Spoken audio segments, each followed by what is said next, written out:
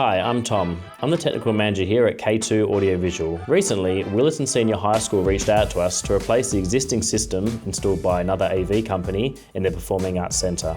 The system was far too complex to operate, unreliable and not fit for purpose. This meant staff would often avoid using the system altogether. They put up with this for a while. Now it was time to redesign a simple standalone control and audio system.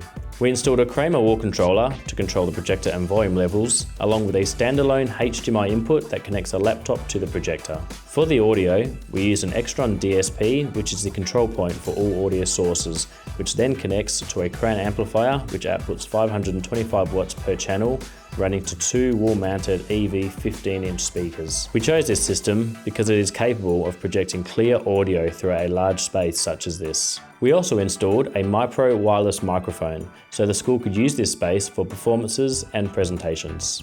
The client is extremely happy with the result, and finally, the system is getting used due to its simplicity and ease of operation.